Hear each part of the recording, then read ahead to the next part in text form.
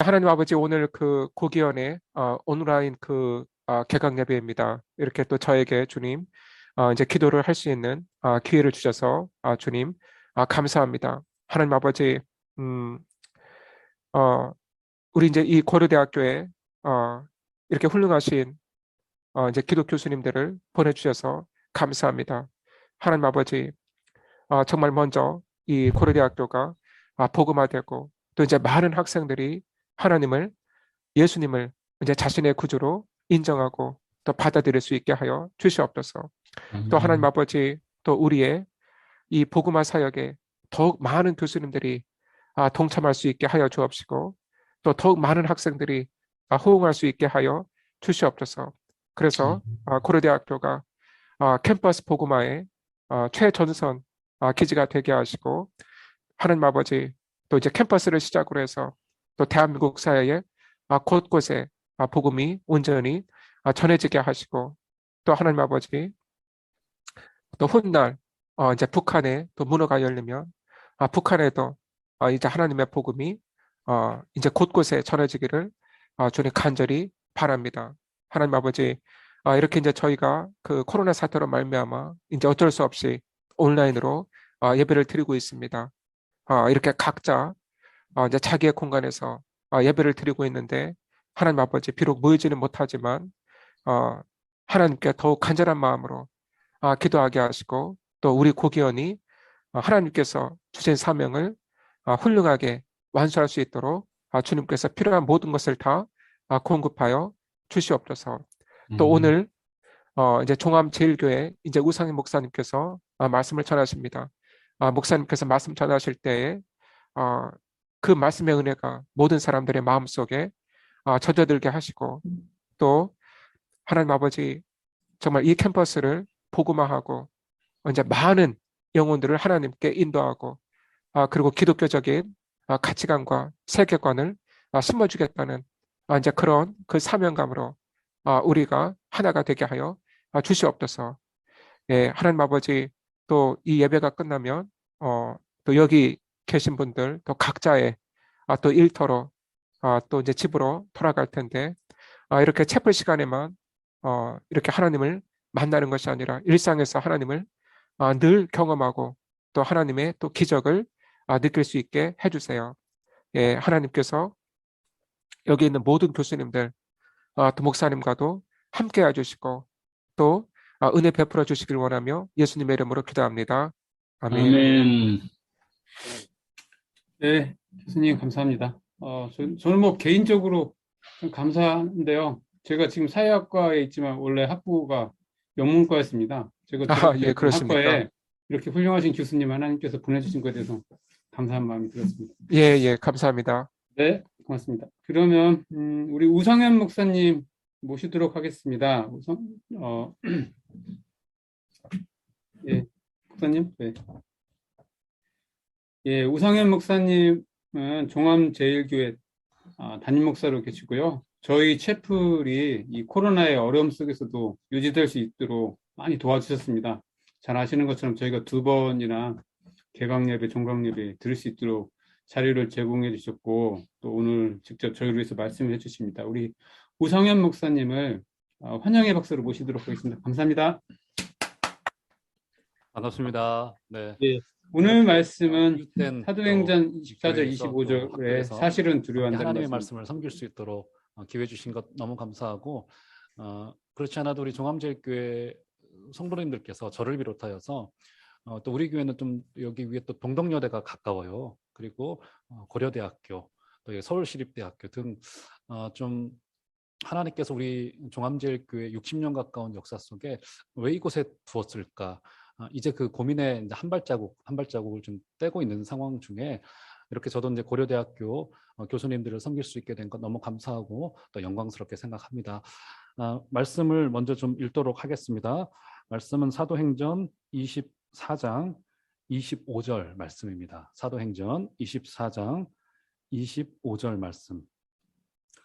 네, 제가 대표하여 봉독하여 올리도록 하겠습니다. 사도행전 24장 25절 말씀. 바울이 의와 절제와 장차 오는 심판을 강론하니 벨릭스가 두려워하여 대답하되 지금은 가라. 내가 틈이 있으면 너를 부르리라 하고.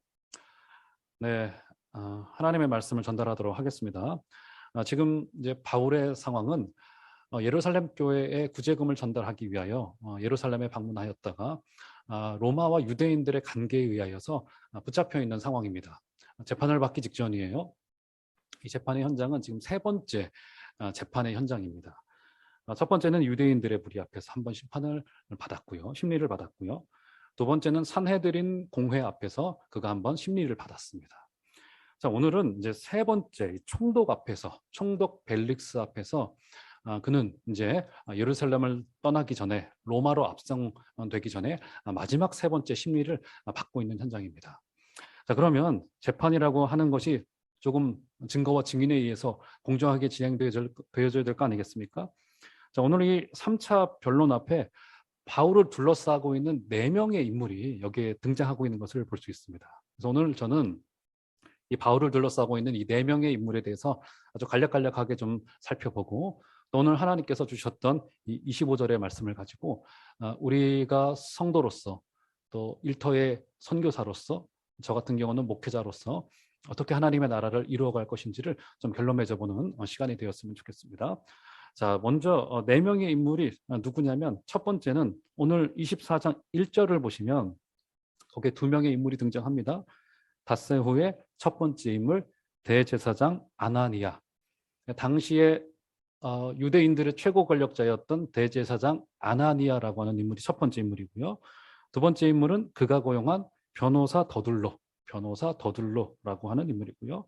세 번째는 벨릭스라고 하는 당시의 총독입니다. 벨릭스 총독. 그리고 네 번째 인물은 그의 아내였던 드루실라. 자, 아나니아와 더둘로와 벨릭스와 드루실라가 지금 바울이 재판받고 심리받고 있는 그 와중에 그를 둘러싸고 있는 환경이요, 4명의 인물이었습니다. 한번 한 명 한 명씩 한번 그들의 면모를 좀 살펴보도록 하겠습니다. 자, 첫 번째는 아나니아라고 하는 인물이에요. 제가 1절을 다시 한번 읽어드리면 이런 말이 등장합니다. 닷새 후에 대제사장 아나니아가 어떤 장로들과 한 변호사 더둘로와 함께 내려와서 총독 앞에서 바울을 고발하니라. 지금 사실상의 이제 검찰의 역할을 하고 있었던 인물이 바로 이 대제사장 아나니아라고 하는 인물이었습니다. 이는 바울을 굉장히 적극적으로 대적했던 인물이었습니다. 그리고 그때 당시에 대제사장이 어떤 위치에 있던 인물이었습니까? 물론 우리가 제사장의 역할을 잘 알고 있죠. 구약에서 제의를 주관하고 제사를 주관하고 병자들을 좀 돌봐주고 이런 역할을 하는 것이 이제 제사장의 역할이었습니다. 그런데 바울 당시, 예수님 당시의 제사장의 역할은 사실 그것은 아니었습니다. 훨씬 더 큰 역할을 그들이 맡고 있었어요. 이 로마 같은 경우는 식민지 정책을 벌이면서 이 식민지국들에게 일정 부분 굉장한 자유를 허락했습니다. 그 중에서도 이 종교에 관해서는 이 굉장한 자율권을 허락하였어요. 그래서 이 예루살렘과 유대를 향하여서는 특별히 백성의 지도자격이었던 대제사장들에게는 많은 권한을 부임했습니다. 그래서 오늘 로마 앞에 선 이 바울의 심리에서도 알 수 있듯이 실질적으로 변호사를 고용하고 검찰의 역할을 하고, 그렇죠? 그리고 바울의 어떤 죄목을 고발하는 데 있어서 이 대제사장이 적극적으로 나서고 있는 것을 볼 수 있습니다. 그러니까 이 대제사장의 역할 이상의 것들을, 그의 권력을 폭증시켜서 그의 역할을 감당하고 있었던 것을 우리가 여기서 확인할 수 있는 바입니다. 그래서 역사의 기록을 따르면 이 아나니아라고 하는 인물은 어떤 사람이었냐면, 전임 대제사장을 계략을 꾸며서 처형시키고 자기가 그 제사장의 자리를 찬탈했던 굉장히 악했던 인물이었고, 또 로마를 향하여서 정치력을 발휘하여서 그가 할 수 있는 모든 권력을 전부 다 동원하여서 그의 원하는 이 스페이스를 확보하고 그의 권력을 증폭시켰던 그런 인물이었습니다. 우리가 여기서 이제 볼 수 있는 한 가지 중요한 교훈이 있다고 생각이 되어집니다. 저를 비롯한 모든 사람들에게 있어서, 뭐 특별히 정치인들은 더 말할 것도 없이 우리가 가지고 있는 권력이라고 하는 것은요, 늘 이렇게 증폭이 되어지게 마련인 것 같더라고요. 저도 아직은 사실은 뭐 담임 목사가 된 지 사실은 이제 만 3년밖에는 되지 않았습니다. 긴 세월이 아니기 때문에 아직은 많은 것을 경험하지 못했지만 사실은 자리가 주고 있는 그 매력들, 또 권력이 주고 있는 그 매력들은 그 매력 중에 하나가 뭐냐면 그것을 늘 증폭시킬 수 있다는데 그 매력이 있는 것 같습니다. 오늘 이 아나니아라고 하는 사람은 이 적극적인 친 로마 정책을 펼치면서 로마로부터 아주 큰 권력을 받으면서 제사장의 역할 이상의 것들을 그가 해내고 있음을 볼 수 있습니다. 그래서 결국 동족 바울을 잡아 죽이고 심리하는 데까지 변호사를 고용하고 검찰의 노릇을 해가는 것을 여기서 확인할 수 있는 바입니다. 그가 얼마나 무리하고 탐욕스러웠던지 바울 같은 경우는 그를 향하여서 사도행전 23장 이 전반절에 보면 그를 회칠한 담이었다라고 이렇게 표현을 해놓고 있습니다. 그러니까 그가 대제사장인 줄 모르고 독소를 퍼부었으나 나중에 뭐 대제사장인 줄 알고는 다시 사과를 하긴 했죠. 어쨌든 그런 말이 나올 정도로 이 아나니아라고 하는 사람은 굉장히 독설적이고 굉장히 탐욕스럽고, 그렇죠? 이런 사람이었던 것을 우리가 충분히 확인할 수 있는 바입니다. 그러니까 이런 사람들은 어떻게 되겠습니까? 백성의 안위는 안중에도 없고, 그렇죠? 오로지 자신이 원하는 것을 위하여서 그의 인생을 내달린 사람의 전형의 모습이 바로 이 아나니아의 모습이었다, 이렇게 볼 수 있는 겁니다. 여러분, 이런 사람에게는요 아마 사람이 그저 두 종류로만 나뉘어질 것 같습니다. 어떤 종류로 나누어질까요? 나에게 이익이 될 사람과 나에게 이익이 되지 않을 사람으로만 사람의 인생이 두 종류로 갈려지게 될 것 같아요. 그래서 내게 방해가 될 사람, 내 인생을 도와줄 사람으로만 나뉘어지게 되고요.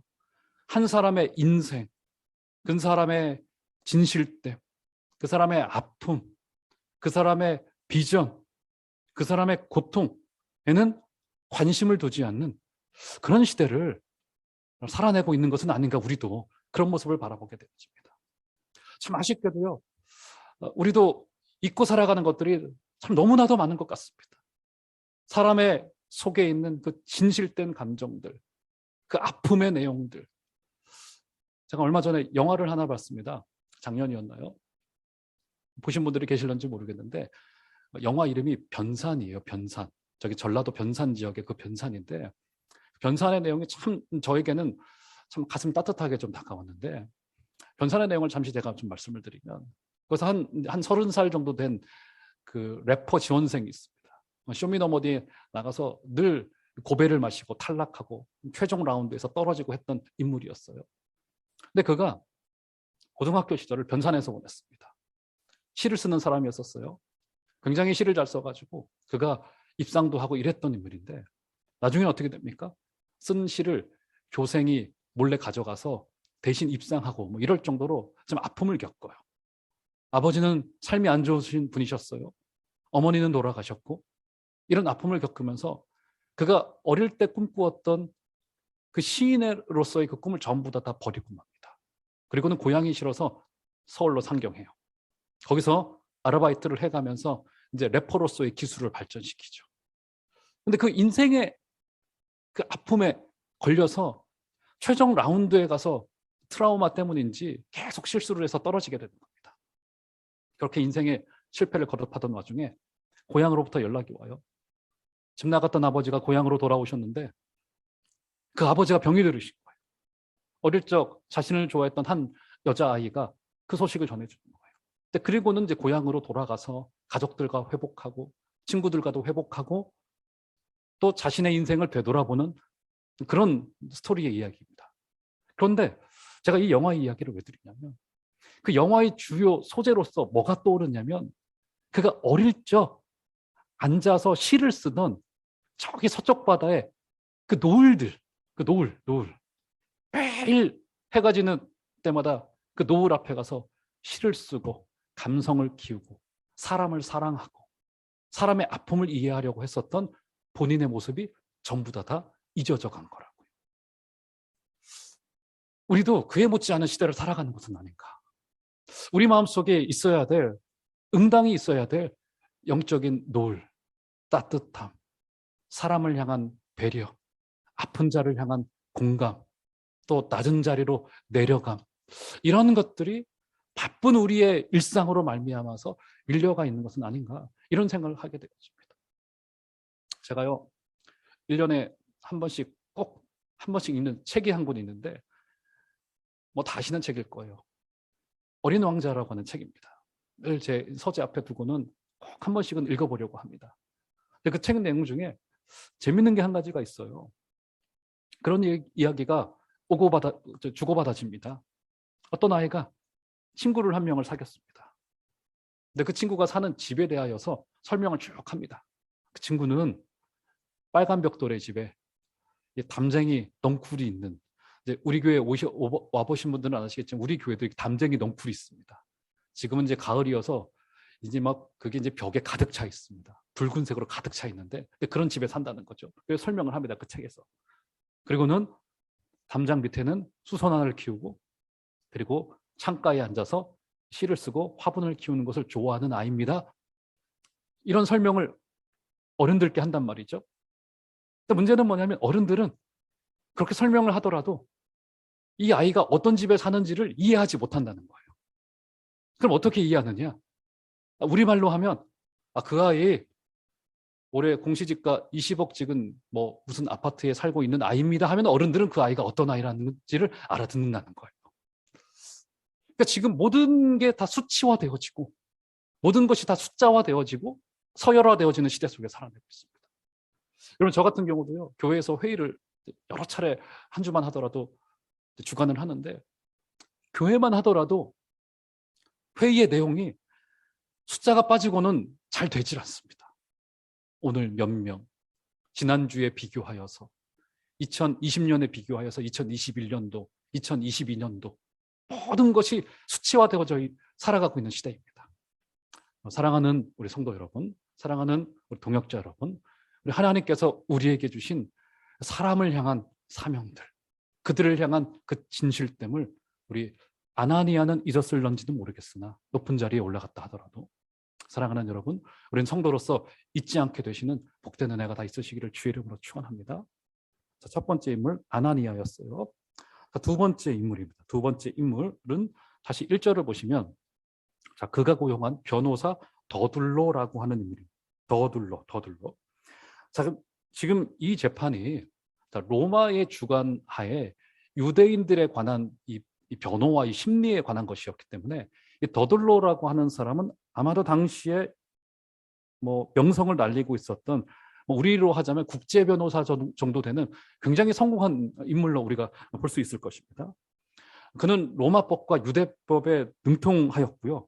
아마도 이중 언어가 가능했던 사람이었던 것이 우리 분명할 것입니다.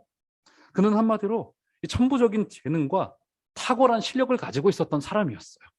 뭐 그런 거 있지 않습니까? 잠깐 앉아서 공부했는데 뭐 1등 했어요. 뭐 이런 정도의 아마 뛰어난 인물이었을 거예요. 아마 믿는 사람이나 믿지 않는 사람이나 모두 다 그런 정도의 재능을 가지고 있는 사람들이 있는 것 같습니다. 그런데 저는요, 하나님께서 우리에게 재능을 비롯하여서 건강을 주시고 부를 주시고 때로는 우리에게 달란트를 주시고 이 모든 것 주신 것에는 다 목적이 있다고 생각합니다. 사실상 우리가 생각을 조금만 해보더라도 이 땅에서 우리가 우리의 재능으로 얻을 수 있는 것이 많을 것 같지만 사실 그렇지 않은 경우들이 너무도 많습니다. 제가 이 코로나 사태를 지나오면서요, 우리 종합제일교회가 굉장히 조심했습니다. 굉장히 이 코로나의 이 안전에 관해서는 방역도 우리 성도님들을 동원해서 일주일에 2번씩 소독약 뿌리고 예배 시간에 조심하고 이런 것들을 굉장히 열심히 했어요. 그럼에도 불구하고 우리 교회에도요, 사실은 이 코로나 이슈가 없었던 것이 아닙니다. 좀 어려움을 겪기도 하고 성도님들 중에서 뭐 자가격리가 되기도 하시고 사실 확진자도 나오기도 하시고 이런 어려움들을 저희들도 좀 겪었습니다. 이 사람의 노력과 더 나아가서 재능으로도 되지 않는 것들이 많겠구나. 그래서 이 기프트라고 하는 이 재능, 선물이라고 하는 말이 사실은 성경 속에서 하나님의 은사라고 번역이 되어지는 게 저는 옳다고 봅니다. 뭡니까? 재능을 가진 자들에게 분명히 할 것이 한 가지가 있는데 무언가를 위해서 그렇게 주어졌다는 겁니다. 분명한 목적이 있다는 거예요. 돈이든 재능이든 우리의 달란트든 혹은 우리의 건강이든 모든 것들은 다 기프트, 주어진 것인데 이런 것들은 부름받은 목적이 있다는 겁니다. 무언가를 위하여서. 이 더둘러는 굉장히 탁월한 인물이었습니다. 그런데 더둘러는 그가 가진 재능을 가지고 정의편에 서지 못했습니다. 돈 있는 자에게 고용되어져서 권력에 아부하였고 아나니아에게 고용되어져서 결국 하나님의 사람 바울을 공경에 빠뜨리는데 앞장섰던 인물이었습니다. 사랑하는 성도 여러분, 우리 교회 가운데도 마찬가지고요. 아마 우리 고기원에도 마찬가지리라 생각이 되어집니다. 너무나도 기도 제목이 많은 때입니다. 과거에 비해서 교회도 많이 어려워졌고요. 그리고 캠퍼스도 제가 듣기에는 캠퍼스 선교단체들도 많이 어려워졌다고 늘 이야기를 하고 있습니다. 우리 주위에 대적들이 너무 많고요. 그래서 저도 가끔 드는 생각은 조금 우리 교회도 유력한 분들이 좀 오시고 좀 힘 있는 분들이 오셔서 힘도 보태주시고 하시면 좋겠구나 싶은 생각도 들지만 성경을 펴보니 지난 주간에 시편 8편인가를 묵상하는데요. 시편 8편 2절에 보면 그런 말을 하나님께서 주시더라고요. 우리 주위에 대적이 많은데 그 대적들을 대적하기 위하여 하나님께서 누구를 세우시냐면 어린이들과 젖먹이들을 세우시겠다고 이야기합니다. 아니 지금 원수가 있고 대적자들이 있는데 우리 하나님이 그 대적자들을 이기게 하기 위해서 누구를 세우시냐면 유력한 자들을 세우지 아니하시고 어린이들과 더 나아가서 젖먹이들을 세운대요. 우리 어린이들과 젖먹이들이 할 수 있는 게 뭘까요, 여러분? 할 수 있는 게 뭘까요? 심지어 어린이들과 젖먹이들의 입으로, 그들의 입으로 권능을 세우겠다고 이야기해요. 요 입으로요. 여러분, 어린아이들과 젖먹이들의 입으로 뭘 할 수 있을까요? 뭘 할 수 있을까요? 우리 아이들 키워보셨으면 다 아시리라 생각되어집니다. 애들 입으로 할 수 있는 것은요, 달라는 것뿐입니다. 제가 지금 첫째 아이가 18살인데요. 지금도 달라고 합니다. 아마 저에게 평생 달라고 할 것 같습니다. 어린아이들과 젖먹이들과 자녀들이 할 수 있는 하나님을 향한 최고의 사역은 달라는 겁니다. 간구하는 자들 통해서 이 땅에 어려움을 극복해내고 교회가 위기라고 하지만 주를 붙잡고 매달리고 주여 주시옵소서, 회복시켜 주시옵소서. 사랑하는 여러분, 저를 비롯하여서 우리 모두 어린아이가 되고 젖먹이가 되어져서 우리 하나님 앞에 간절히 붙들려서 그분께 달라 하시는 복된 은혜와 겸손이 있으시기를 주의 이름으로 축원합니다. 자, 두 번째 인물이었던 더둘러. 탁월한 재능을 가지고 정의편에 서지 않았어요. 자, 세 번째 인물은 24절 한번 보실까요? 24절. 수일 후에 벨릭스. 그때 당시에 총독이었던 벨릭스와 그의 아내, 네 번째 인물 누르실라. 자, 벨릭스입니다. 벨릭스. 여러분, 이 벨릭스는요, 매우 흥미로우면서도 굉장한 그 입지전적인 인물이었습니다. 그는 총독이 되기 전에 로마 황실의 노예였습니다. 노예였습니다. 자, 그런데 이 노예였던 자가 어떻게 신분 상승이 가능했습니까? 당시에 로마 황제가 글라우디오였는데, 글라우디오의 황제의 모친이 안토니아라고 하는 여인이었습니다. 이 여인을 섬기던 두 명의 노예가 있었습니다. 그게 누구였냐면 한 사람이 벨릭스요, 한 사람이 팔라스였는데 둘이 친형제였었습니다. 그런데 이 형이 팔라스였는데 이 벨릭스의 형이었죠. 근데 이 팔라스가 굉장히 이제 눈치가 빠르고 머리가 잘 돌아가는 인물이었습니다. 가만히 보니까 황제가 굉장히 탐욕스러워요. 그래서 재미있는 것들을 전부 다 물어다 주기 시작합니다. 그래서 황제의 호의를 사요. 그래서 자유인의 신분을 얻고 끝내는 어떻게 됩니까? 그가 총독에까지 올라갈 수 있는 근거와 발판을 여기서 마련하게 되어지죠. 그런데 자유인이 됐음에도 불구하고 이 두 형제는 궁궐을 떠나지 않고 황제의 측근으로 남아서 황제가 기뻐할 만한 것들을 전부 다 물어주기 시작합니다. 어마어마한 부를 축적해요. 그리고 끝내 벨릭스는 이 돈으로 총독의 자리를 사게 됩니다. 그러니까 한마디로 이 벨릭스는 그러니까 탐욕의 화신이었습니다. 탐욕의 화신. 그러니까 이 글라우디오에게 모든 것을 다 몰아주면서 자신도 돈을 모으고 부를 축적하고 그렇죠. 그러면서 끝내 어떻게 됩니까?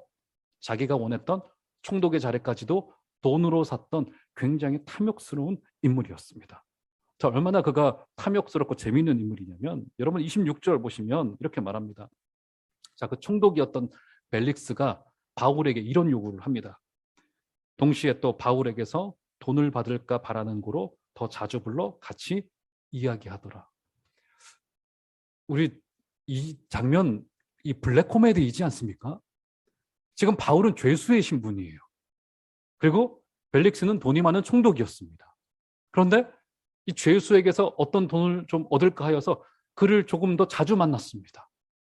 여러분 일종의 이거 지금 코미디인 거잖아요. 이거. 굉장히 재미있는 장면인 겁니다. 여러분 그래서요. 그 사람의 탐욕이라고 하는 것이 이게 이제 부가 많다고 탐욕이 없는 것도 아니고요. 심지어 인간이 죄인이기 때문에 가난과 청빙을 경험했다고 하더라도 그에게 뭐라고 해야 될까 탐욕이 없는 게 아니더라고요. 늘 이 물질에 묶인 그 걱정과 근심들 이런 것들이 때로는 사람에게서 떠나가지 않더라고요. 제가 그것을 경험한 게 제가 수해 전에 한 가지 제 개인적인 이야기를 좀 해드리면 저 같은 경우는 이제 대한민국 평균 그 남성 그 키와 이 몸을 가지고 있습니다. 그래서 이제 옷을 사더라도 그저 인터넷으로 쉽게 구매하면은 그렇게 어렵지가 않아요. 그래서 늘 옷을 살 때도 지금도 그냥 편하게 어디 가서 사지 않고 인터넷으로 구매를 합니다. 예를 들어서 몇 해 전에 있었던 일이에요. 뭐 이런 옷을 산다고 해보면 뭐 한 5만 원 돼요. 그럼 저 같은 경우는 여기 이제 라벨지에 있는 그 여기 이제 품번을 확인을 합니다. 그러면 이것을 포탈창에 딱 집어넣으면은 가격 순대로 쭉 나옵니다. 그래서 이것을 제일 싼 옷을 검색하기 위해서 한 2시간을 앉아 있어요. 5만 원짜리 옷을 샀는데. 그래서 3천 원 할인 받아서 4만 7천 원에 사면은 굉장히 뿌듯해했습니다. 제가 이것을 잘하는 거라 생각했어요. 아, 나는 지금 아끼고 있지. 근데 어느 한 날 제가 이제 부목사로서 교회 출근해서 그날도 뭘 살기 위해서 뭔가를 검색을 하고 있는 거예요. 한 30분, 1시간을 검색을 하고 있는 거예요. 그런데 그날 갑자기 제 느낌상 뭔가가 제 뒤통수를 치는 것 같더라고요. 그래, 내가 이게 돈을 아끼는 게 아니지. 이거 염려인가? 근심인가? 왜 여기에 묶여 있지? 이거 하나 사는데 막 3시간, 4시간 들려서 며칠을 검색을 해서 사는 것을 보면서 그래, 돈을 다 아낀다고 그게 청빈이 아닌 거구나. 그것을 알게 됐습니다. 그렇죠? 오늘 이 벨릭스라고 하는 사람이 가졌던 문제는 수많은 부가 그를 자유하게 하지 못했습니다. 그가 올라간 그 자리가 그에게 만족을 주지 못했어요. 그렇죠? 이게 바로 세 번째 인물이었던 이 벨릭스라고 하는 인물입니다. 자, 네 번째 인물을 한번 볼까요? 자, 네 번째 인물을 좀 살펴보시고 결론으로 한번 나가보도록 하겠습니다. 자, 네 번째 인물은 24절 다시 보시면 24장 24절 수일 후에 벨릭스가 그 안에 유대 여자 누굽니까? 두루실라라고 하는 인물이에요. 두루실라와 함께 와서 바울을 불러 그리스도 예수 믿는 도를 듣거늘 바울을 불러서 남편과 함께 바울의 이야기를 들으려고 했었던 그 인물, 이 두루실라라고 하는 인물입니다. 자, 이 여성은 헤롯 대왕의 손녀입니다. 그런데 정권의 이익을 위하여서 이 여인은 먼저는 저 아프리카 저쪽 땅, 시리아 땅으로 가서 먼저는 정략적인 결혼을 한번 했던 여인입니다. 다 설명할 수는 없겠으나 이 두루실라라고 하는 여성은 이 결혼과 이혼을 여러 차례 반복을 했습니다. 근데 역사의 기록에 의하면 이 여성이 굉장히 이제 출중한 미모를 가지고 있었다고 알려져 있어요. 이 결혼과 이혼의 관계가 굉장히 복잡했었습니다. 당시 한마디로 말하자면 이 여색으로 권력과 결탁한 대표적인 인물이 이 두루실라라고 하는 여인이었습니다.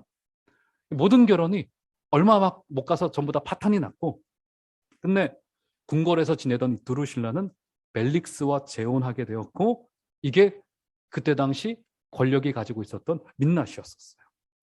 그러니까 이 두루실라 같은 경우는 자신의 미모로 권력을 삼게 됐고요.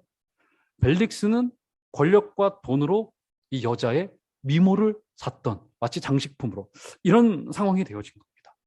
자, 두루실라는 이런 여인이었어요. 자, 4명의 인물을 설명을 해드렸습니다.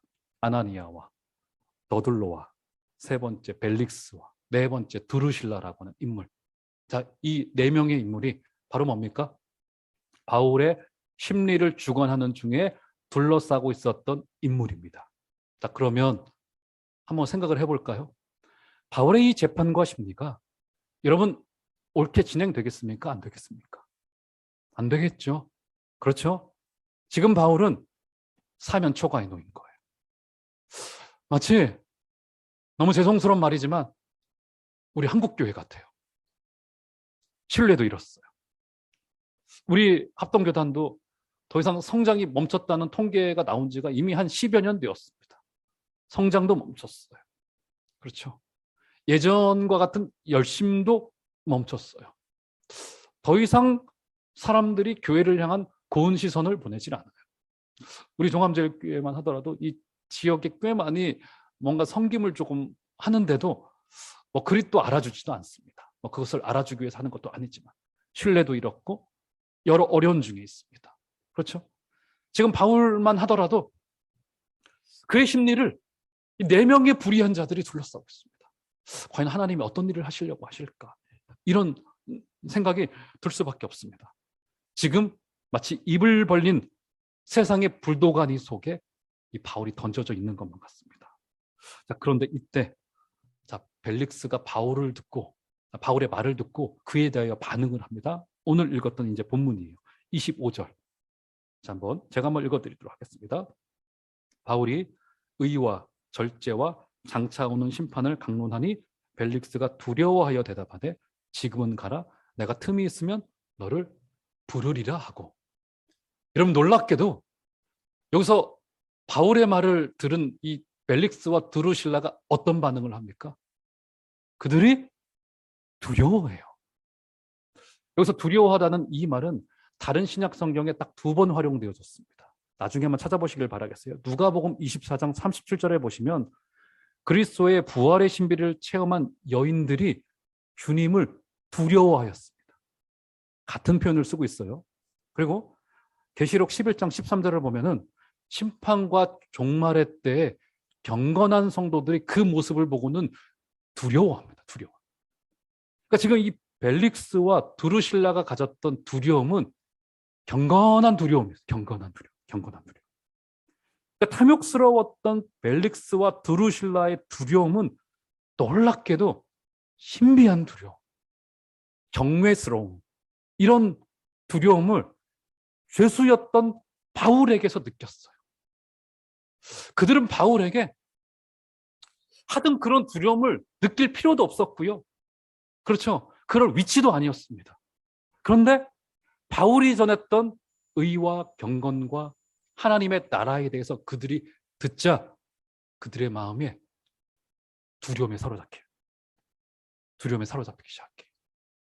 세상은요, 교회가 더 큰 실력을 가졌다고 우리에게 항복당하지 않습니다. 세상이 흉내낼 수 없는 그 무언가가 우리 성도들에게 있을 때 그게 뭘까요?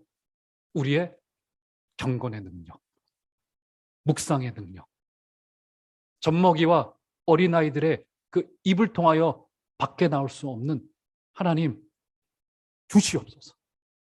이 어려움의 때 우리 회복시켜 주시옵소서.